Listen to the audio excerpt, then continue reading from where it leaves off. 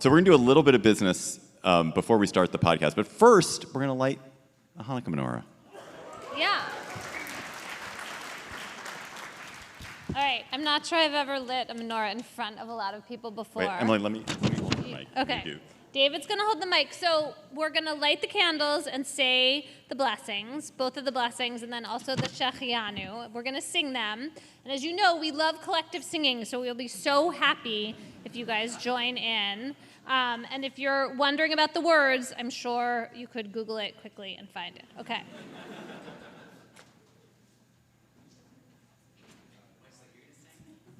We're letting Wesley off the hook of singing. He has so many other jobs to do tonight. Okay.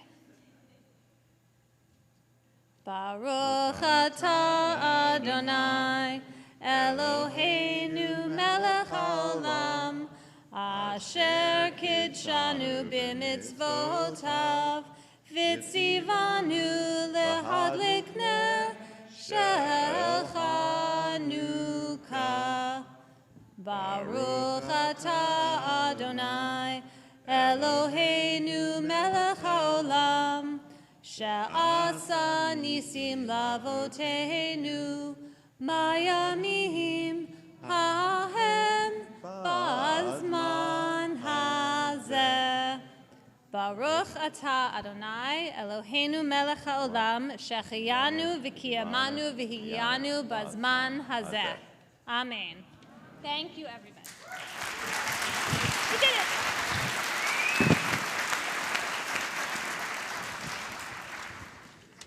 We had to get special permission from the fire department to light just that two candle. That is 100% true. So you're at a podcast, and you might see some mistakes. You might see us, you're going to see the sausage making, not pork sausage. You're going to see some kind of non-pork sausage making. But you have an important role, and you're already starting to engage in your important role. The be seen and not heard is not a good thing for a live podcast. You are unseen by all the hundreds of thousands of people who will listen to this later, but you should be heard by them. So please, make your joy felt. Yeah. Thank you. Make your disappointment felt. You should practice hissing at some stupid thing that I'm going to say. Yes. That's too good. And there will be some moments which will be kind of obvious. You're perceptive people. It'll be kind of obvious when you should cheer. And please, at those moments, cheer. I might signal you,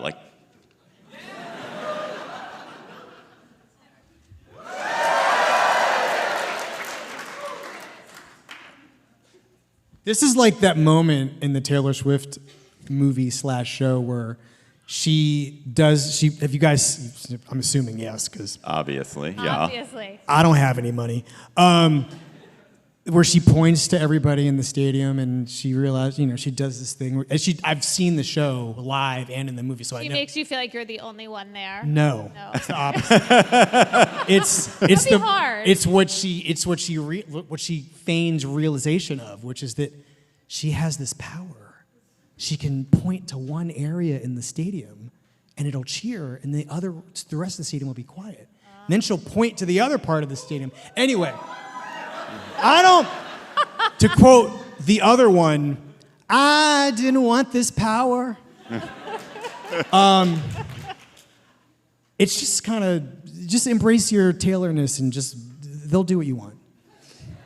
No trouble there.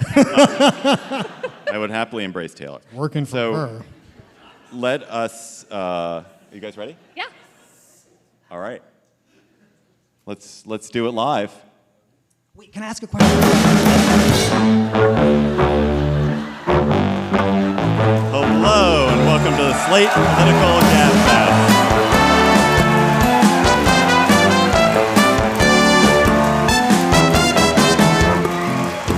For December 28th, 2023, it's the Conundrums edition.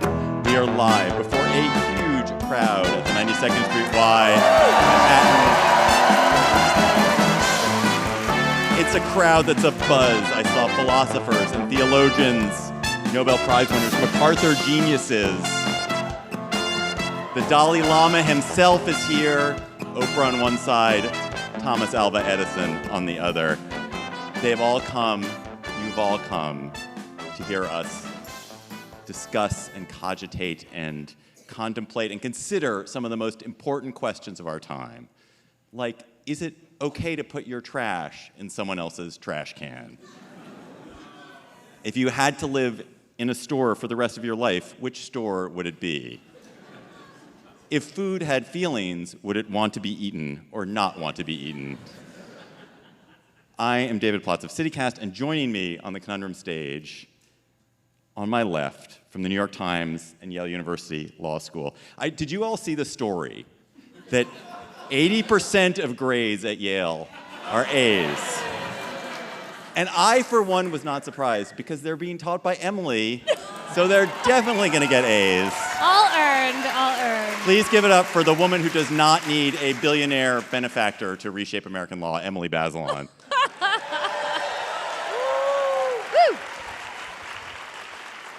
And we have an absence tonight, as I've already told you guys, but listeners at home, John has been waylaid by a Hunter Biden indictment, and he was on his way to the show. He was on his way here, and he was pulled back by his CBS bosses, so he's not here. Hopefully, he might be able to join us later. We don't know yet.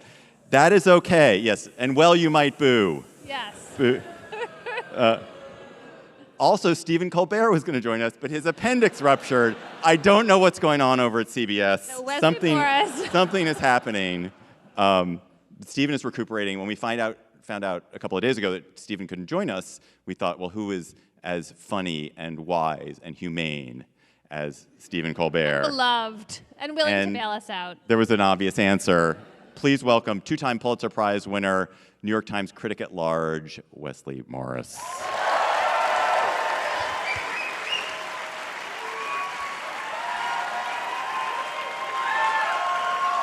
Thank you. Thank you. Wait.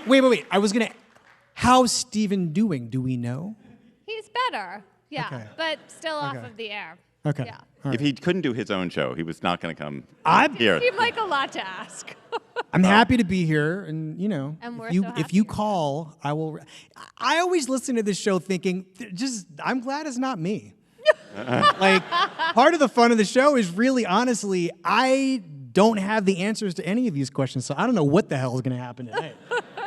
One of my own anxiety dreams is actually being asked to fill in for someone like Stephen Colbert at no notice. So I really admire the stones on you. I'll tell you my real anxiety dreams later, and this is actually a very small, like spandex amount of anxiety on my part. So Good. On today's Gabfest, your conundrums, profound ones, silly ones that make you really wonder about the mental health of the person who asked it. I'm glad you said that, because having read them, I'm like, some of these, wow. And we will have a lightning round, and we'll have a Slate Plus, which will be even more conundrums. So let's get started. Let's get started with one that we've all already sort of thought about a little bit, which is, Emily, is it okay to put your trash in someone else's garbage can if you don't have space in your own? Well, okay, so there are different parts of this. So your own garbage can is full, then you would be using your neighbor's trash can, right? Mm-hmm. I think that if your neighbor's trash can is ready on the curb and there's space in it and the garbage is getting picked up the next day, then yes, it's okay. Mm-hmm. But I also, all right, so we can talk about that. But I also have a whole set of deliberations that I do every day about dog poop and what you're allowed to do and how far you have to be from a public trash can and whether the problem with using someone's trash can for dog poop is whether they're going to see you or whether it's actually really bad. Okay, so I want to put that on the table as well. And Well, so my dog has 2 lawns, like 2 blocks from my house, that she likes the best. And she has very little poops, but obviously I pick them up for sure. And so she poops, like, it's a 4-block walk. It's right in the middle. The 2 more blocks is the public trash can. got it. When I'm running, I just keep I carry it the whole way. Mm-hmm. But if I'm walking and it's a trash day and the trash is out and there's room, but I know it's going to get collected that morning, then I like sneak it. But I always feel, You just said that the shits were tiny. Like, well, I just like if it's, like it's, I'm putting it, but I also want to make sure that it doesn't get left in the trash can. And I always am worried that someone's going to get mad at me. oh my It's God, much more about, you're as neurotic as I am about. Go on. Keep going. I feel like I've said quite So do you guys know the amazing Ben Wittes story? So Ben Wittes, great podcaster, journalist. So Ben Wittes tells a story about having dropped dog poop in someone's trash can. The person saw him do it, was furious, came out, grabbed it, threw it at him. Oh my God. And and they sort of exchanged words. Somebody not What? used words, exchanged words of hostility. And his question was he the asshole or was she the asshole? She was the asshole. No. He's the asshole. No. All right, wait. Why was Ben the asshole? Because I left out a key part. He did. I forgot. He did not then pick up the dog poop that she threw back at him. But was it like? Wait, whoa. That's inadmissible. We're actually arguing the ethics of putting the poop in the trash in the first place. I was elaborating on it. So Wait, the but, ethics. like, when she threw it at him, was it still in the bag when it landed? Yes, it was still in the bag. Okay, well then, yeah, he should have picked it up. But he probably then like turned his heel. It's hard to have a good like exit strategy, but also when somebody's throwing your own dog's poop at you. right. So I want to come back to this, but I also want to sort of stay with you, Emily, because I really, I live in a neighborhood where I like that you started with the garbage being on the street. Yeah, that's a big thing. What about this scenario? What about this addendum to this question, which is that you have left your house and you've got, say, an apple that you just finished eating, and you start when you close your front door and you finish it before you get to the end of the block. And you don't eat the core. No. Continue on. Do people do that? Yes. Yeah, but okay, go on. So it's can you dump the apple cart? Do y'all do that? I do. Just checking. Okay. So that's deep. Yeah. Okay. Except for like the little. You've got a real strong gut You situation. should try it in there. sometimes. All right, It's good. I'll try it. All right. But I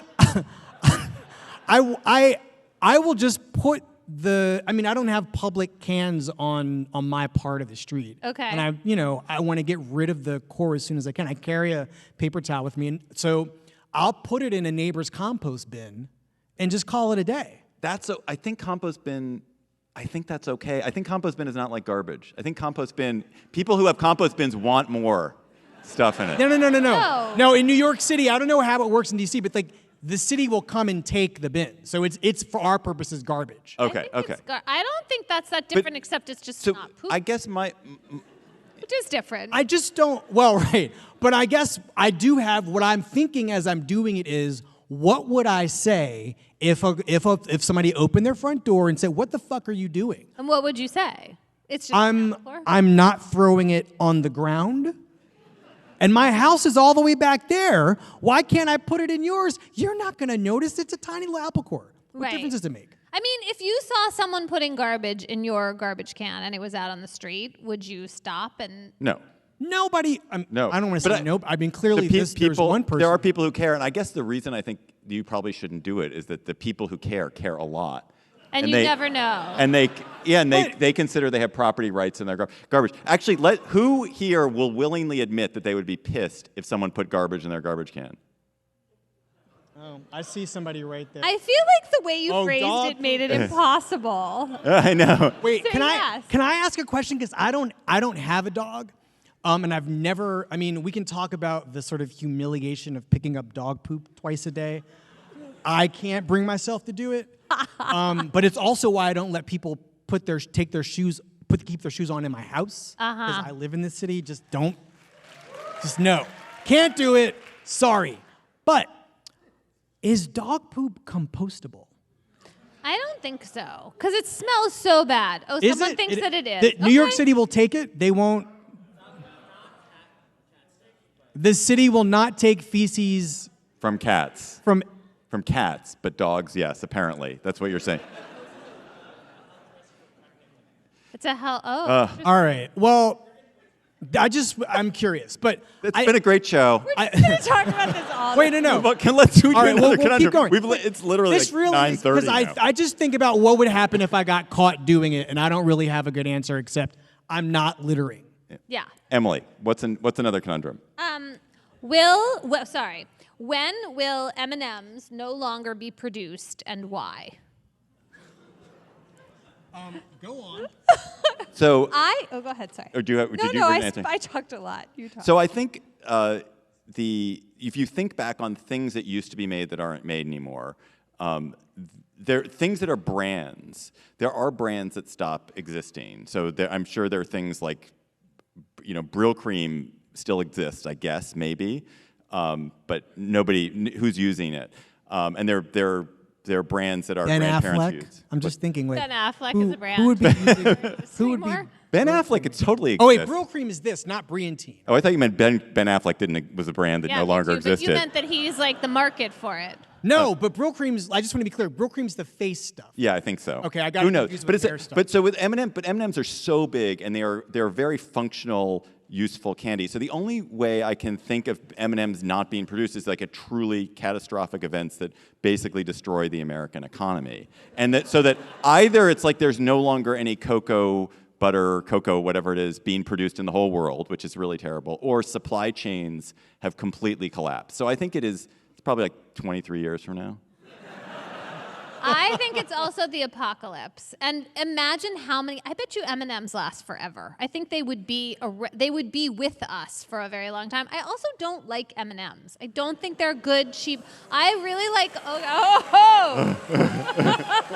Emily, you had him, I know. and then you lost him. Emily, usually the crowds love Emily. I love it. I love M&Ms. They're great. Wait, but Emily, I've got one. I'm allergic to chocolate, so I've never even had an M&M. What That's you can't crazy. boo an allergy? Come on. So maybe it's a world in which all children are the offspring of Wesley Morris, and everyone is descended from you, and they're all allergic to Worse chocolate. things They're- than- then having me as a father you didn't know was your dad. I think it'd be fine. But wait, I want to talk about one aspect of this question that actually fascinates me, which is the marketing of M&Ms, right? I actually think the thing that should end the M&M lifespan is the sort of personification Of the M&Ms, M&Ms, which are the relatively sexy recent. M&Ms, Yeah.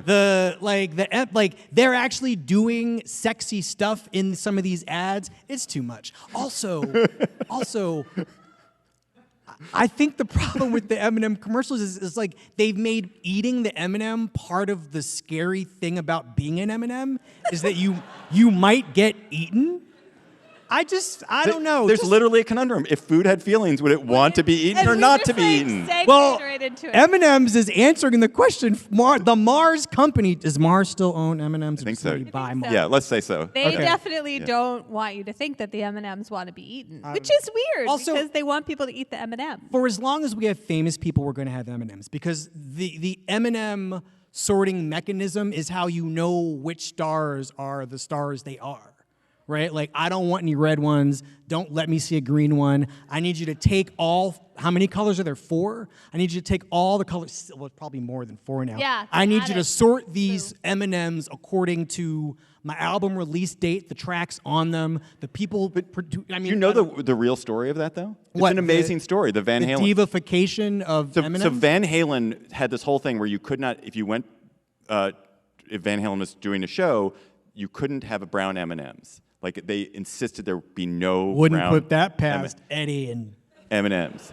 And Eddie and the so gang. if they got to a gig and there were brown M&Ms, they were like, "We're done," and they wouldn't perform. And the whole reason, it was a rider in the show, and the whole reason in the contract was that their feeling was if the people who were putting on the show hadn't read the contract, hadn't bothered to abide by it, then they good couldn't one. trust all the sort of safety issues, all the other things that All really right. mattered. Eddie's so that doing it was, right. That was the reason. all right. You So- need to find your thing. It's like the Princess and the Pea, basically. All right. Find a new conundrum. Give us a Oh. conundrum, Wesley. Really? Yeah. Is it okay to uninvite somebody from a birthday party? I mean, under what circumstances is it okay to disinvite someone from anything? I feel like especially a birthday party seems mean. You fucked my man? Oh.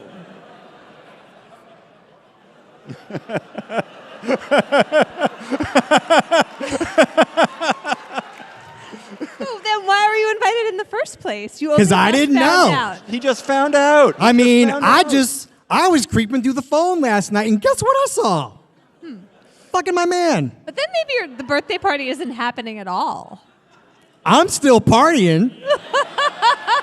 You can't come. It's that simple. I mean, have a friend who literally discovered their spouse was having an affair looking at their phone 10 minutes before a birthday party. Wait, but isn't conversation 1B? Don't do that. Don't mess with your spouse's phone. Don't do it. Yeah. Just don't go in there. You don't want to know. So, okay. Emily.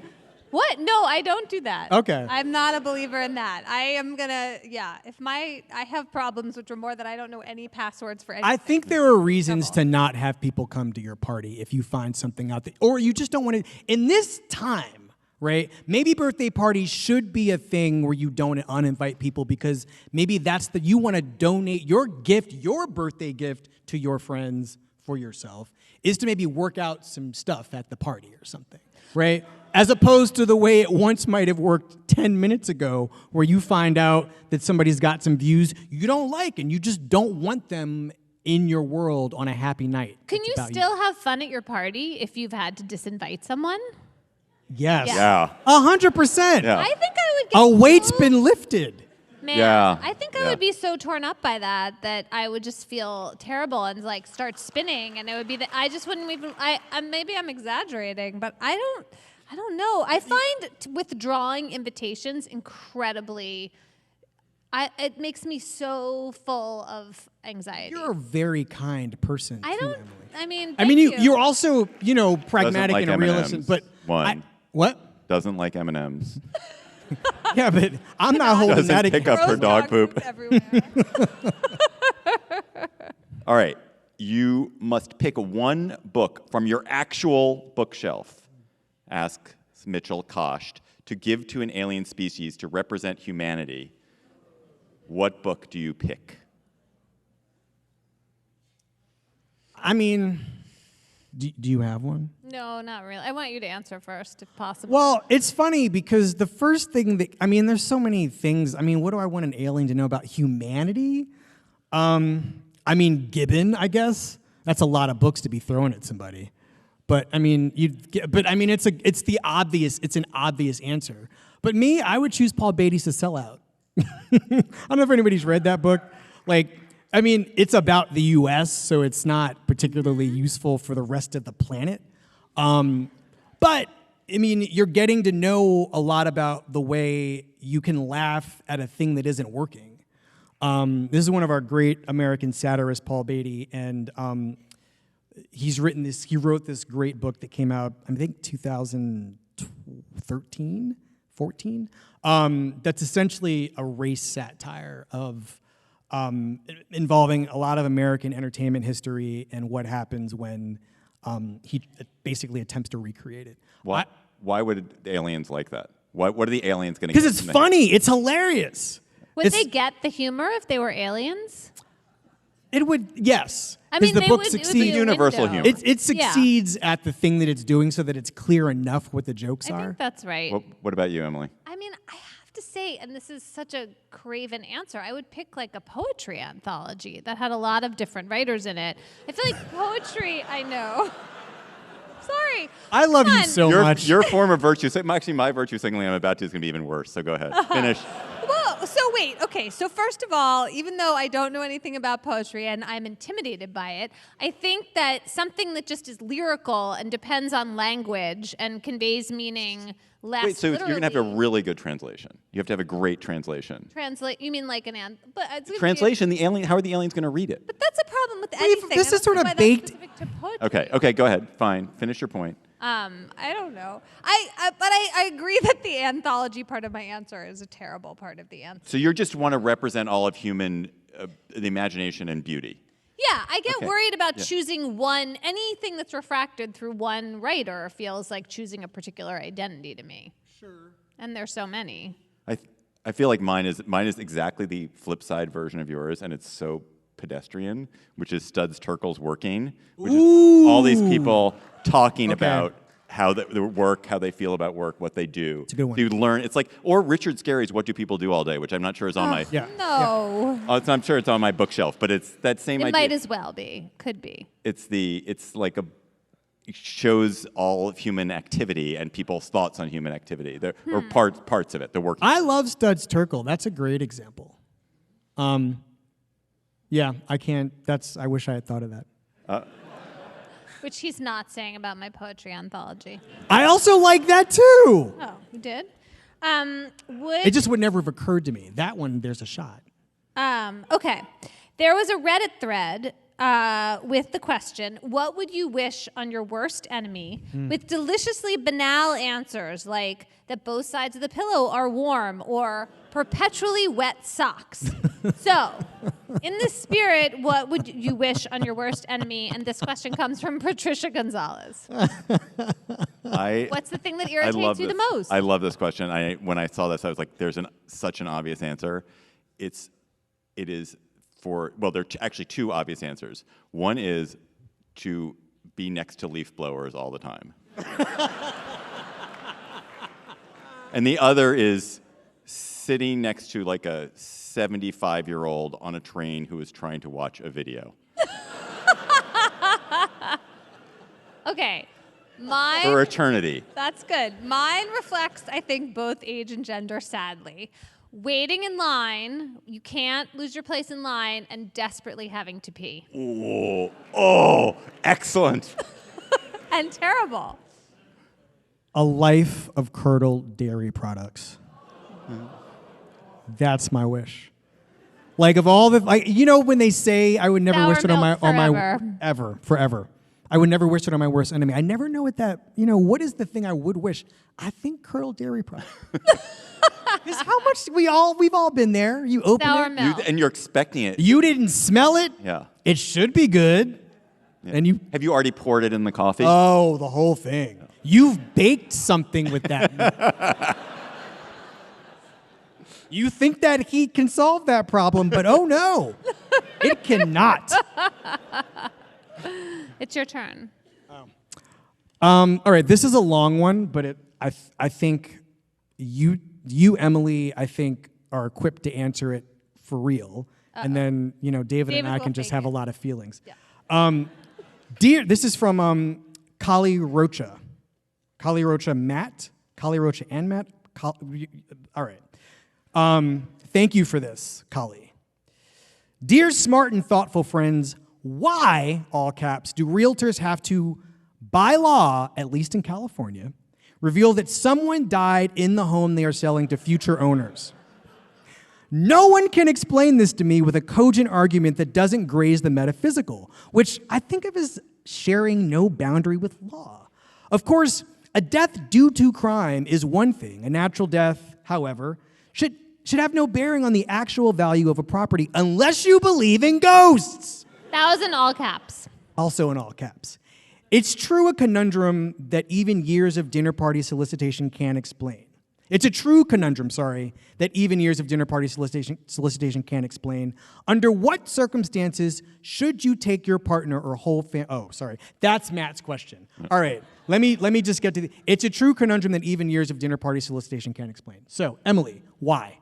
Okay, so I think the answer to this has to do with property value, and that your property value can be affected even by things that aren't real, because your property value has to do with how people perceive the property. Mm-hmm. So the idea is that people will have a kind of instinctual recoiling from a house where a death took place, and that's going to affect the value of the house, and so everybody has to have that information, because otherwise they could argue that you hid something that could materially affect the value of the property. But it does kind of still have to do with ghosts, or at least it has to do with the association with death. I suppose you could separate just the idea of like people recoiling from death. You could say that that's different from ghosts, but I think it also does kind of have to do with ghosts.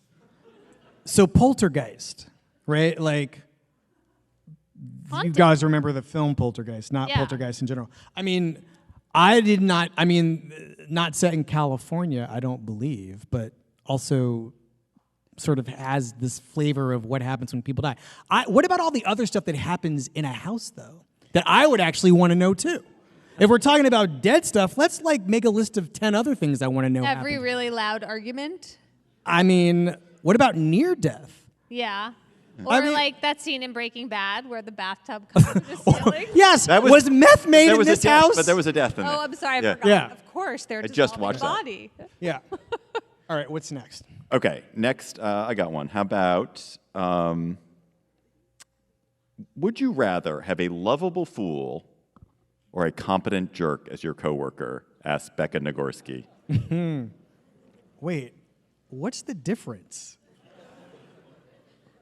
What do you mean, what's the difference between a lovable fool and a competent jerk? Have you ever... We only work with people who are both all of those things at once. I guess a lovable fool. You know, Really? What are you relying them on? What are you imagining doing with them? What if they're your editor? what are my options again? Let me just, I Lovable want to get fool. the terms Fool. exactly right. Lovable fool, Competent. competent jerk. I think a lovable fool. I mean, Oh, wow. because you know what? They're both gonna give you high blood pressure, right? They're both gonna be somebody you talk to your person at home about, you talk to your other coworkers about. You can't stand either person, right? I feel like, well, I don't know. Now that I'm working through this, But I think it depends. You're not building NASA rockets. You're not building things where... but we don't know that. I'm asking... Oh, me, Wesley? I think in the scenario where you're building something where lives depend on it, the lovable fool If you're a is a poor surgeon, idea. this is not the right answer. Yeah. Lovable fool. Yeah, my sister would be like, no. Work in the emergency. Give me a jerk any day. My sister's an emergency room nurse. Yeah. Where Yeah. apparently all the doctor. Oh, I can't. I should not. I mean, I don't want to throw my sister up under the bus here, but her life is difficult. But She has people live her- at the end of the day. Right. Yes. I Right? think if you have a job where anything really depends But what if on it. we don't have jobs like We that? don't have jobs like that. But we do have jobs where, like, I mean, imagine that it depends who the person is. If the person is supposed to be, okay, for us, it's like someone trying to make your writing better and also like stick up for you within the institution of the New York Times, et cetera, et cetera. You'd rather have a jerk? Well, the problem with the lovable fool is that the quality becomes all on you, and that makes me really nervous.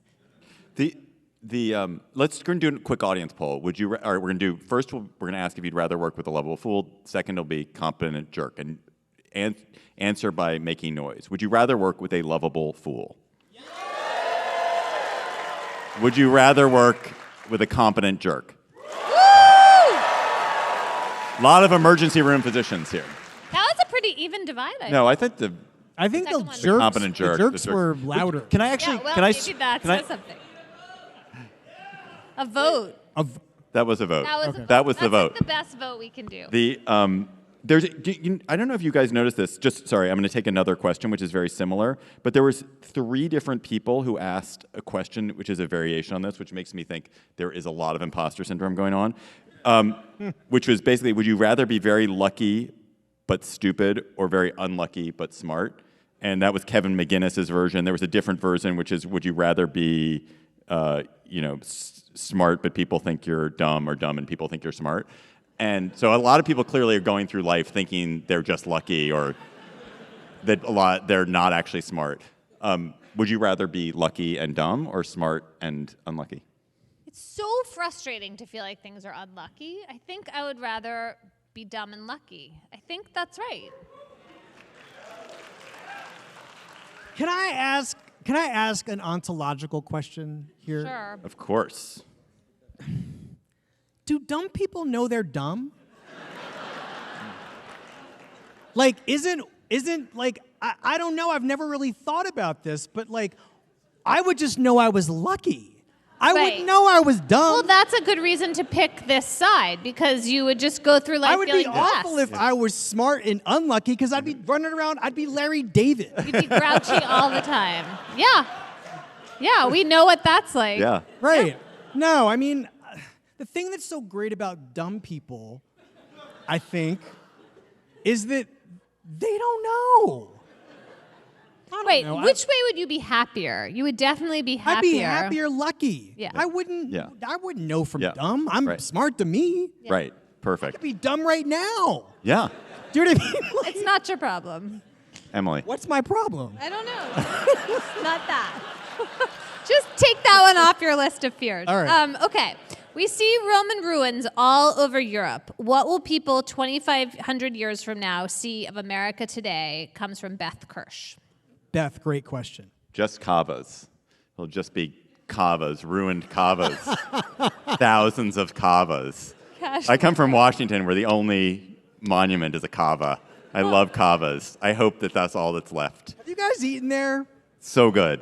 My inaugural meal at one of those was fantastic. I have been chasing that meal Forever. for 2 years. I don't even know what I got. The one I was at, the lighting was the best lighting. Anyway, let's answer Okay, the let's actual answer the actual question. Go. I actually would go a corporate route too. I'm thinking what I think is the Starbucks logo is just like in the cobblestones on my street that are like partially covered up by tar, by paving. It'd be something like that. It'd be some corporate. It would have to be something corporate. Okay, if it's something corporate, it's the M&M arches. Oh, it's the McDonald's sign or Yeah, something like That's that. what I meant. I mean, Sorry. oh. I don't think you would have. It's the McDonald's arches. That's what you think it's going to be? I don't think it's something corporate. I think it's something like Mount Rushmore or, well, Mount Everest is just a mountain, but some like the Taj Mahal. But I guess that will just be totally overgrown. That's not right either. What's a natural wonder? But it would have to be something that is in native to or synonymous in some way with this place, right? It also, maybe I'm totally wrong, and it's plastic. It's either plastic or cement. Like a McDonald's playgrounds. Yes, maybe it's McDonald's playgrounds forever. The slides and the balls. I've heard people say that when in like 60 million years, they'll know this era existed by concrete, that concrete just is there eternally, and they'll see layers of concrete. It'll So, be right. Of things made of concrete, but I don't even know what that is. Well, Dams. it could, yeah, Ruins dam, of dams. That seems Well, right. Or Have you guys ever? I mean, I'm sure we all live in cities. I always find that street work is so fascinating. Do you guys ever just get mesmerized by the layers of work that has gone into keeping you as far away from the original surface as humanly possible? I don't even, when I saw on my old street how many, I'm going to say centuries of work had been done, we were about 30 feet above the original surface. because of just all the layers. Yeah, just of- layers. I mean, 30 feet's probably an exaggeration, but it was deep. Anyway, Who's next? I like concrete as an answer because it seems possible. That seems right. Concrete or plastic? Yeah. Wesley, your turn. Your turn. This is from Brian Czechnicki. And without knowing how long you're going to live or what quality of life you will have between now and then, would you trade 3 years off the end for a guarantee of a better quality until then? 100%. Absolutely. Not even a question. So I also feel like this isn't a conundrum, and I would say the same thing, but do you think that just reflects our age? Do you think if we were older, we would be more thoughtful and prudent about this decision, and we're being hasty because we just can't really imagine dying? But It's not pressing enough for us to really worry about, even though I worry that would about be it wrong. all the time. You so- do, really? Sure. Have you read the question I put in here? Yeah, that's true. I was going to get to that. What about you, Wesley? Would you take 3 miserable years, I think hooked to about machines, your sister taking care of you grudgingly? it wouldn't be my sister. It would be her 3 kids. And so, I mean, this is sort of getting me to the. I mean, can I just read your question? Sure. Can I answer this question by also Sure. bringing in your question? I mean, I might start crying while I read it, which is the last thing I want to do, but, you know. Could happen. We're warned. Okay. This is from David Plotz. First time caller. There's a history of Alzheimer's in my family, and my father is currently in a long, slow decline that's been nearly 10 years of loss for him and all around him. He's lost speech, names, control of his body. He's not unhappy or in pain, but his decline has caused huge unhappiness for those he loves. If he knew what was going to happen to him, I'm sure he would have thought to avoid it. But we live in a country that discourages suicide and assisted homicide for people who are mentally incompetent. I live in fear of the same last decade in the shadows, gradually losing myself and imposing terrible costs on those who must care for me. What can I do to plan to prevent this? How can I safeguard my loved ones? Jesus fucking Christ. My daughter's here tonight, so she'll take notes. Take notes, honey. I mean, Emily? We can work this out together. I mean, I would go to great lengths to avoid this. But the problem is, and this is obviously what your question captures, there's a very short sweet spot for addressing this before you are too far gone to actually make it happen. And I think it's really hard to actually believe it's happening or to know what to do. I mean, Amy Bloom wrote a whole book about this and taking her... Great book if you haven't It's a read really wonderful book. And there's a great This American Life episode. And David interviewed her, too. And she went to Belgium, right? Or Switzerland. She went to Switzerland where it's easier to have assisted suicide. And it's really an excellent book. And one of the things I appreciated about it so much is that when they went, her husband was still joking, still present, because he had to be able to consent. And so he couldn't be past the point where he didn't understand and didn't enjoy life anymore. And there's something like, for us, culturally, at least for me, kind of breathtaking about that. Why can't there be pre-consent? Like, why can't you pre-consent to being murdered? Supposition, right? I mean, that's a really good question, but that's not legal. I mean, should we be able to do that? Well, the reason we don't have assisted suicide in that way is that we worry about it being turned against people who are vulnerable. Yes, and so we don't, it's a slippery slope problem. We think that window of allowing for consent isn't worth the dangers that it could unleash. I can tell you it is. Like, I can say, having lived through it, it absolutely is worth it. I mean, I think I consent, there's however many hundreds of people here, I say in front of you, like, when I'm at the stage, well before the stage that Pa's at, have me killed. Like, find a way to do it. I consent. Yeah. Like, why can't you do that? Yes, I mean, I would ask, I mean, this was in thinking about the answer to this question, or the proposition of a scenario, would be something along the lines of, why couldn't this be something that you're thinking about in the same way that you design a will? Well, right. I mean, obviously you can have do not resuscitate clauses, but we don't. That's different, right? It is it is. Very different. So, I mean, I feel the same way as you, but I do think it's important to remember that when you make it easier to kill people, then the people who end up dead may be people who are vulnerable for all kinds of other reasons. This comes up a lot in disability rights, about quality of life, who are we to judge? Is there something different about an end-of-life decision of someone who has been compos mentis, has not been vulnerable for disabilities through their whole life? Do we think of that as a different category, or is that still a slippery slope? Wait, that if this is a decision you're making at the end of a long, otherwise healthy life, that it should be accepted and be given more credence somehow? Or that we don't have the same fears. Like, we really fear making it easier to have euthanasia of disabled people, and we fear that for good reason. But if you're someone whose disability comes about only at the end of life, could we treat that as a different category morally? Is that safe? Well, I don't understand what the problem with anticipating this as a what is the word that's not coming to mind? But like, it's a contingency, right? Like, there's a possibility that I could suffer dementia. There could be a whole sort of familial chain reaction that I don't want to have to instigate in my family. Like, especially in your case, David, you are living through an example of how hard this is, and you would never want to inflict that difficulty on your family. And there just has to be, I think your ability to sort of speak for yourself and advocate for what you actually like to have happen to you, written down, notarized, the whole deal. You can change it if you want. But the law doesn't allow. That's the thing. The law doesn't allow. I guess the question is, I think we agree. I think the law should permit that. Right. I agree.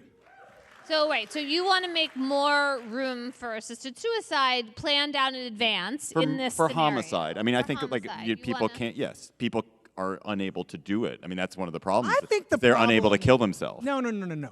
Sorry. Oh, yeah, The assisted problem suicide. with Yes, all I guess these that's right. conversations is the terminology, right? Yeah, we like don't know. once we are talking about things that involve like an episode of like SVU, I just feel like that it sounds more loaded than what it actually is. I mean, compassionate care, compassion, right? This is preemptive compassion, right? This is me as a sane, sentient person designating that I care enough for the people in my life and their finances and their time and their own families to say, hey, once I am no longer functional, once I am no longer what we can all agree will be myself, I think we have to talk about a way to make everybody's lives easier, including mine.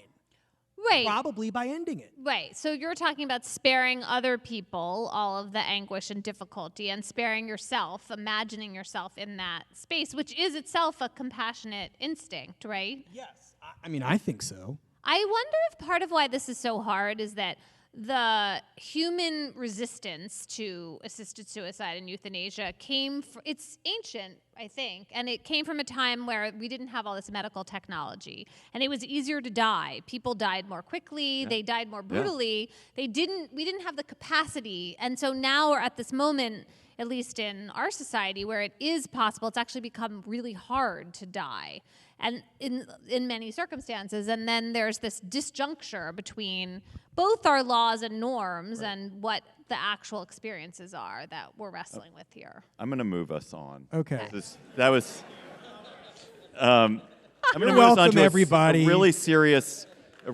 question. There's a Gabfest listener named Phil Goldstein, who every year Phil sends us like 40 good conundrums, and we always have to do one. So this one, I love conundrum build. Like, you guys are so smart. I love it. So Phil has one this year, which is a great question, which is, what is the platonic ideal of the proper way to slice a sandwich? And does it depend on the type of sandwich? This is why Wesley's here. He's excited. Phil! My man! I know there's one definite answer for sandwich on sandwich bread. There's an absolutely correct answer. What is Yeah. The absolutely correct answer, if it's sandwich on sandwich bread, you cut This it is on the David you cut Plotz. once Is this on a the David diagonal. Plotz? Sorry. You absolutely cut it once on the diagonal, Why is that the correct answer? because it just creates a perfect mouthfeel. Like, you get these pointy ends that are great. You also get immediate access if you're somebody who wants that big central area where the bacon and tomato and lettuce are all gathered with a good glob of mayo. You go right there. And it gives you all sorts of choice about how you eat it, too. You can approach it from the points. You can approach it from the center. And it's also very satisfying to hold it that way. I got in big trouble this morning because we were at John's house and there were bagels. And instead of slicing the whole On the equator. You did not cut it on the equator. I cut it in half and then cut it in half. Oh my God, I think that's totally fine. Wait, whoa. I've got a follow-up question. Emily, why did you do that? Okay, so I did it first because I only wanted a quarter of the bagel. Though, of course, then I went back and had the other half. And then John... Welcome to bagels. Yeah, so but honestly, the truth is, really what I would have done if I'd been at my own house was just tear the bread. I think... She's a monster. That word audible gas. I know. Does anyone else out there feel, please, there's got to be someone, that when you're eating a roll or any bread, or like a loaf of bread, that hunks of bread just taste better than sliced bread? Yes. Yeah, but Wait. But You what- just said a but the loaf, big- a that was- loaf of bread? Well, I don't eat the whole loaf. No, but it's challah, like challah. Yeah, the like challah. you grab because you some have all these challah. nice uneven surfaces. You've Yeah. maximized uneven I surface think area. I It's feel this great. way about any. But you loaf of can't do fresh that. bread. This is, again, tragedy of the common situations. You cannot do this in someone else's house, namely the Dickersons. didn't. Well, I who did. bought like all this beautiful lox for us. No, Come on. I didn't do this morning. I just cut it wrong. Emily, Selfishly. the reason I asked why you did it was because there is a scenario in which you didn't want to do a whole thing to the bagel, right? You maybe wanted to like dip it in some cream cheese, right? Like, I mean, I think there are Yes, the exactly. bagel as vehicle for other parts of the spread. I think you don't need to cut a bagel in half for that, and you don't want to bother with a utensil. You're at a friend's house. You can be mildly primitive about your bagel eating experience, With right? the key is the mildly part. Right. I don't think that if it's the three of you and Anne, is that right? I mean, you're among friends. It's fine. It wasn't fine. Yeah, John was really irritated. I truly, I mean, I'm evenly split between this is ridiculous and I understand. But I want to come back to this sandwich question. Yes. Okay. Because I think that, one of the experiences that I have as a person who does, I was going to say this like everybody knows. I have to say something that's important, which is, I don't like sandwiches. I know. Now, Is this better or worse than not liking Bring it. M&Ms? There are way worse things I don't like. So, thing about a sandwich is it's a real crapshoot. Because, if you're making the sandwich, you have a lot of control. If somebody else is doing it, and most of the time you get a sandwich made, you can't see it get made.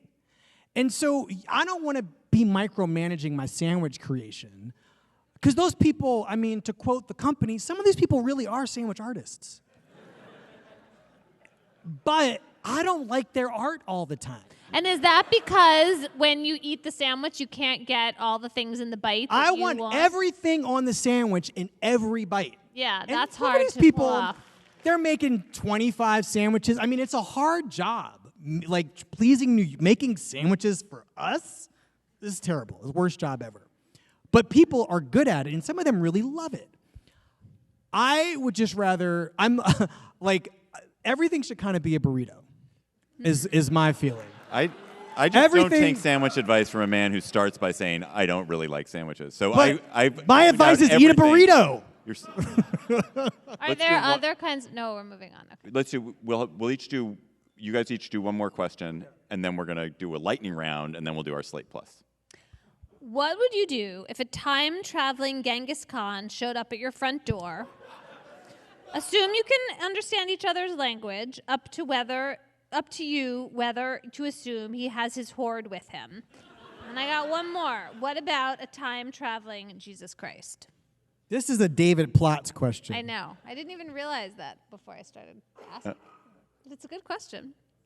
Well, I mean, first of all, what would I do? I'd be like, yo, I have some news from the future. There's a possibility Timothée Chalamet is going to play you in a movie. Let's start there. Is that true? Why not? He's playing. think it's like Who wants to see him play Willy Wonka? I think it's more like a Jason Momoa. That's what you hope. Genghis Khan or Jesus Christ? Isn't Timothée Chalamet more the Jesus figure? Timothy Chalamet would definitely do. Have you been to Hollywood? Can I show No. you 100 years of movies? They don't care what he actually looks like anyway. Okay.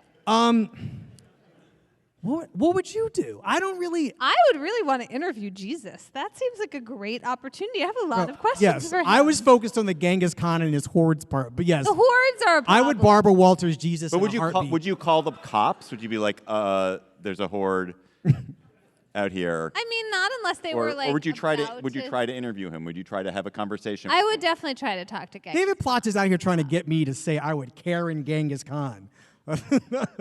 Great. Sure. You're the guy who called the cops on Genghis On Khan. Genghis Khan. Yeah. It was me. That's the one time when you're allowed to call the police, as if the horde of marauders from the whatever century is at your door. It's the only time. Which Don't department call do the you cops think would on do the Jesus. best job? Definitely not. Which department would do the best job dealing Yeah, with it? dealing with Genghis Khan. Dealing with Genghis Khan, huh? The LAPD of the 80s, probably. Maybe. Yeah. Listen, early 90s LAPS, that's 100%. That's who I would relocate to. Be, hey, guys, I've got another house across the country. Knock on that door. Wesley, give us one more. What's the worst thing you like? Or, if you prefer, what's the best thing you can't stand? This is from Chuck Tarek. Oh, I love this question. You go first. All right, I'll do both. So the worst thing I like is golf, which is morally reprehensible. I love golf, and I really love watching golf on TV. Same. Nice. Love it. Never played it in my life. I love watching. But it's hard. Wait, can I, parenthetically, is it not hard to watch it now that it really has just become more blatantly politics than it previously ever was? Yes, and yet do I still watch it? I do. It's just really not. It's not. I don't feel good about it. I really don't feel good about it. The wonderful thing that I can't stand is theater. It's play. I don't like going to plays. All theater? All plays. I like musicals. Says the guy who lives in D.C. It says on a stage. Emily. I'm still I'm being thinking. honest. All right. I'm trying to be honest here. Oh, no, let's no, see. I Let's see appreciate it. you. No, I'm gonna Go get, ahead. I'm about the Knicks is the worst thing I like. I mean, that's easy. And the best thing I can't stand. Oh, I think I just told you. It's sandwiches. I'm still thinking about the first one, but the best thing I don't like is listening to live jazz. Oh, I'm with you. Yes. Wesley's never going to speak to us again. It's so, I fall asleep every time, Wesley. I'm really sorry. Just absolutely the most soft. Who are you watching? It Where are doesn't you matter. going? It wouldn't matter. I swear to you. If You've been I on took you to television for 2 Kamasi, minutes. Washington tomorrow, I mean, I hope. I You hope would I could fall stay asleep? asleep. I just, it's like, I don't understand. Clearly, it's a lack, it's ignorance on my part. I don't. No. I don't believe in that. Actually, I truly do believe. The smartest thing I ever heard somebody say about watching movies came from Nicole Kidman. And Was it in that commercial that ran before all those AMC movies that she did? I don't know what category. That was one of the saddest things I've ever seen a smart person get tricked into doing. I don't know what the deal was. She hasn't been in a movie that's been at Aquaman, I guess. She said, she was in the jury at Cannes a few years ago, and she said, somebody was asking her about like the grueling pace of watching all the movies in order to judge the best one for the Palme d'Or. And she said something along the lines of, watching movies is really about my body rhythms and my moods. And I just don't want to be at a movie at 8 a.m. because my body doesn't want to be there. So that was the hardest thing about being on this jury. I think that there's a lot of science about the way we respond to music, art, light. And it could just be that, like, Time of just day. jazz isn't your thing. Even if you grew up in a house. Or it could be where that it it's was- always at nighttime when I'd rather be sleeping. Or it could be that I'm old. No, But I you don't. But you didn't. Did say, you ever like say like jazz? you don't want to listen to No, know, it's pretty specific. folk music or whatever. Yeah, all right. Say that. All right, we're gonna do lightning round, and then. Thank you. Thank you. Okay. No theater, no jazz. Okay, got All right, it. here we go. If you could save one from death, which would you choose? A healthy 200-foot, 500-year-old tree, or a small family of monkeys? I choose the tree, but I love the small part of the question here. There's something about that makes it harder, but I totally choose the old tree. Wesley? Old tree. Old tree. Old tree. There's living things in the tree that you're also saving. There's families of squirrels that Tree live in that feels tree. more special. Parenthetically, am I watching the monkeys die? Yeah, you got to. Yeah. Unfortunately. I'm still going to go with the tree. Okay. Of all the people alive today, whose name will be the most recognized in 500 years? Ooh. I think that's right. And that's Say it. Somebody. Donald Trump. Ooh, Yeah. I know. Yeah. Taylor It's Swift it's is Donald much Trump, it's happier. Elon Musk, and Taylor Swift.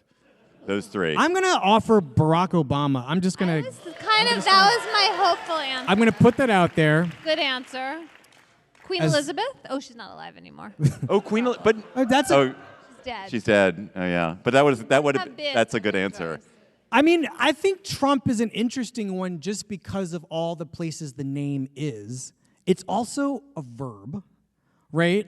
I mean, I don't know about you guys. I just can't use that word anymore. I have that problem too. It's a useful word Yeah. in English, and there Yeah. not like an obvious. And we're way to still replace not it with. saying pun intended or didn't mean it's the, whatever.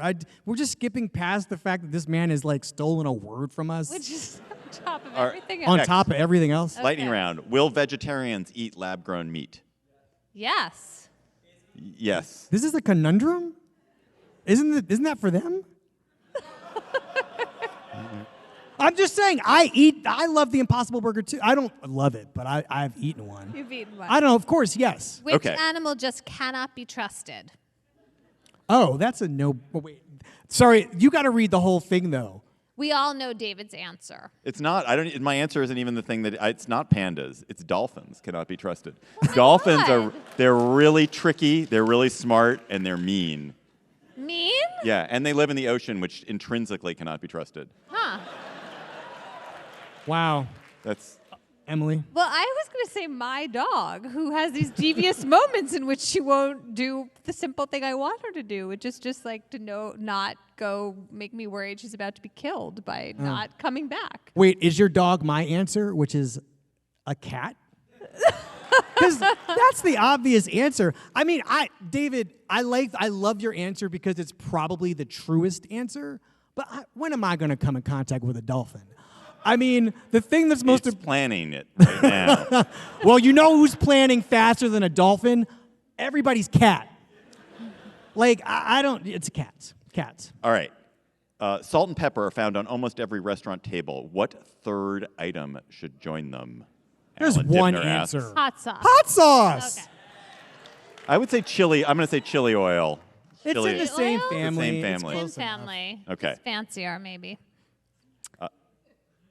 If you had to live in a store for the rest of your life, which store would it be? Barney's, the old Barney's. I'd live in the ghost of Barney's for the rest of What my would you life. eat? The clothes. I mean, I would eat. I mean, there's so many designers that put stuff on the clothes. I would just eat the knit donut on a Comme des Garçons sweater. Yes. I would say in Costco, but that's a better answer. Yeah, I was torn between the Berkeley Bowl, my favorite supermarket ever, Where would you and sleep, though, at the Berkeley Bowl? just lie down. In a bed of Sure. bed of Yeah, just. Yeah, I don't That'd know. be fine, but also the hardware store. I mean, if it really was forever, and if they were feeding you, you'd need all the things in the hardware store. But who's feeding you? I don't know. Can I just stop? I know we're supposed to go fast here, but there's an important aspect to the wording of this question that I want to just stipulate. It does not say there's an apocalypse and the only place it's where do you live? I can go outside and get a hot dog and come back in and try on all the clothes. I can leave Barney's and just go back. He has a point. it's a We good were point. imagining I don't have that. to eat in the Barney's, Yeah. although there is a cafe, or there was a cafe. R.I.P., man. But yes, you can leave the space to go out and do other stuff. You just have to come home, and that's where you live, That in does the change store. the whole thing. Well, then you don't. Probably you want to be. So Then you you want to be sleep there. entertained. Huh. Listen, I will do a romantic Maybe you want to comedy. live in a bookstore. How's Monty. that for a virtue signaling answer? Fair. Well, forget it. All right. All right, final lightning round question. If you could, Inception style, replace the Roman Empire as something that men think about every day, what would you replace it with?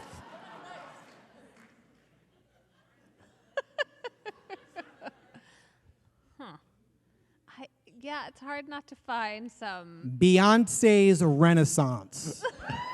That's seems like a good way of I'm getting just gonna at make the- that person make the men think about that all day. I like that. I think that's good. Do we believe this about the? Every time like somebody brings Yes. this story up, you believe it? We had this Roman Empire podcaster Historian. on, and he claims everyone does think about the Roman Empire all the time. I think about the Roman Empire a lot. Why? What do you I think also about watch it? golf. I mean, what do you want? What do I think about? I think about how close are we like it? Is it the same? Are we at the end of a cycle of history where we too are about to, we've lived this sybaritic, hedonistic life with such pleasures and such wealth and such prosperity, and yet at the door are Was there a demographic horrors. breakdown of who was into thinking about the Roman Empire? It's a really good question. Also, yeah, that just Because seems. I'd like to know those numbers too. Because you know what I'm not thinking about? Yeah. The Roman Empire? I'm ready to move on. Fair. Okay. Speaking of moving on, we're going to do our credits, and then we're going to come back. We're not going to go anywhere, but we're going to do our credits, but don't go anywhere, and then we'll do a couple more conundrums for our Slate Plus segment. So here we go. Please remember you're supposed to make noise. That's our show for today. The Gabfest is produced by Shayna Roth. Our researcher is Julie Hugan. Jared Downing produced tonight as well. Katie Rayford put together this great show thanks to the 92nd Street Y and to the wonderful, beautiful audience here. Our theme music is by They Might Be Giants. Ben Richmond is Senior Director for Podcast Operations. Alicia Montgomery is the VP of Audio Slate. For Emily Bazelon and Wesley Morris, the incredibly game Wesley Morris, I'm David Plotz. Thanks for listening. We'll talk to you next week.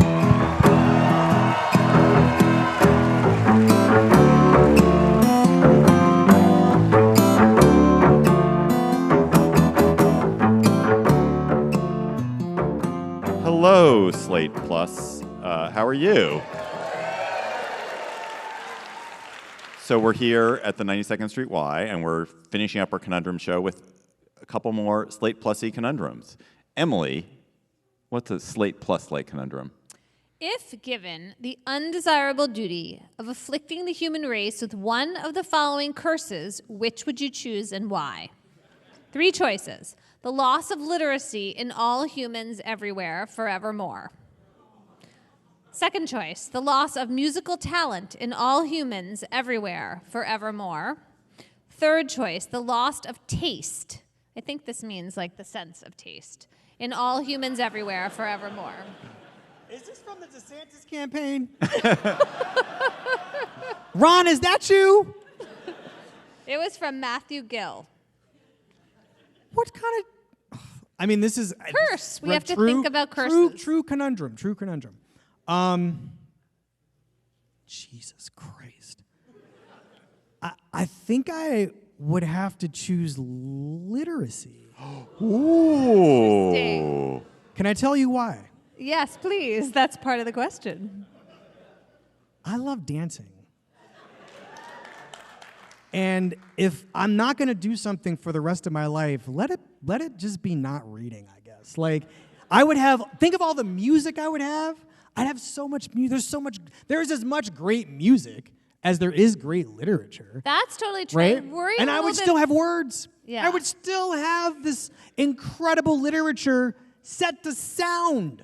I worry a little bit about what It'll happens be to that oral humans if they formulaic can't poetry. communicate through the written word. Why not taste? Why not choose taste? Whoa. I couldn't write?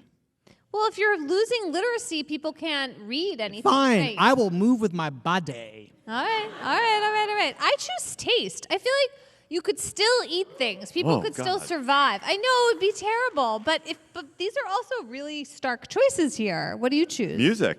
Wow. We oh, let's poll the audience. Here we go. All right. Okay. So we'll do music will be first if you think we should give up music.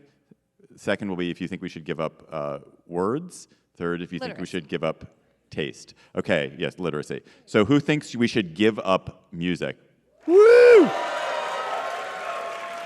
Who think we should give up words and literacy? Small but Who thinks we enthusiastic. should give up taste? Y'all some soylent loving. I know I'm not asking for restaurant recommendations. Wow. You people. That's amazing. Okay. right. That's a great question. All right, one. Pick another. Okay, here's one. Ooh, that was a little frightening. Would you be friends with a Republican, or more specifically, could you be friends with a Republican who voted for and still supports Donald Trump? Yes. Yes. I am There you friends go. with, well, it's complicated, but yes. Yes. Yes. But I am lucky. I feel very lucky because, this is a situation that a lot of people in my life have to deal with. I know for a fact I'm never going to have to go to a family meal that is riven by American politics. I feel very grateful for that. I feel like one of the conversations a lot of black people have been having over the last X number of years has just been well, at least we still have the holidays. I know what's going to happen when I get to Thanksgiving, and it's going to be the stuff that's always been happening, but it won't be this. Yeah. But yes, the immediate answer to the question is, sure, yes. All right, I'll take the last one here. You can write one sentence that is magically transmitted back in time to your 25-year-old self, asks Mitchell Kost again. Stock picks, or Bitcoin-related exhortations will be purged by the magic. What do you write? Wait, read that, say that. So you can write one sentence, because literacy is words are still available. You can dance the sentence. You can dance one sentence that's magically transported back to 25-year-old Wesley and 25-year-old Emily. And what would you tell 25-year-old Wesley with that one sentence? Oh, man. I'll start. Okay. It's going to be okay. That would have helped me out a lot. Saved me a lot of anxiety. I'm going to say mine, which my daughter, please close your ears. It's fuck around more.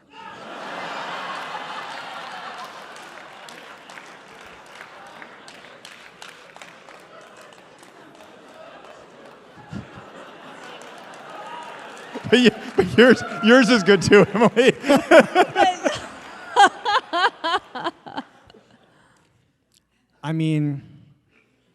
Related to David's, you do not have to stay. Oh, that's good. That's it. Bye, Slate Plus. Thank you so much. It was great being with you.